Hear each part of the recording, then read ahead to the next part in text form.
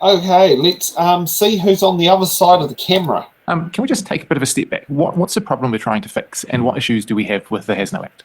Sure. I mean, the problems we're trying to fix as has been mentioned by the team here, is that the legislation is 30 years old. It doesn't take into account new technologies, for example. We mentioned CRISPR Cas, if you want to call it that, as one of them. Secondly, it's not specific to gene technology. It's hazards as well, and we think there needs to be a specific focus in legislation around hazards. We think a risk proportionate approach is useful as a way forward, where it's a bit more blanket under Has No at the moment. So the problems we're trying to fix fundamentally are to modernise and bring us up to date with where other jurisdictions are with gene technology. Is what we're trying to do with this bill fundamentally. Yeah. What other jurisdictions? I had Steve. And I had Jenny. Next. No, I mean, These are your questions. I just had a sub. What's the answer? That did feel a bit like a Patsy question there, but was it a good Patsy question? Well, it got out.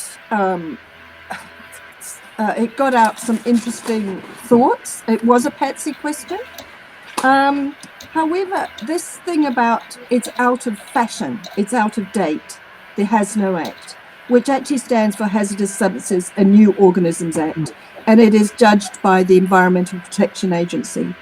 It has been updated in 2004. It was updated, I think, in about 2012, I might be wrong on the date, where the Sustainability Council actually challenged whether gene editing should be part of GMOs. It was interesting because the staff at the EPA actually said it was a genetic engineering under the Act. And the Act says any new technologies after 1996 should be considered as a new organism.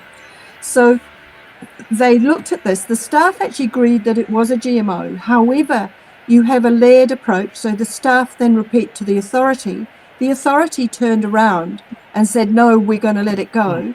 The Sustainability Council actually took a case, and the judge upheld the case that these new GMOs the gene editing is considered a GMO.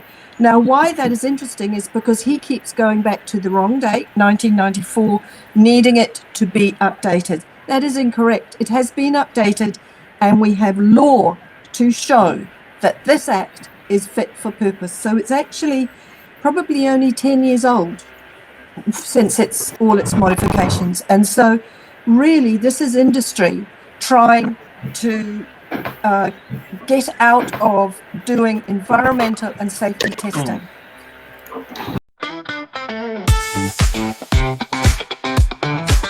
Thanks for watching.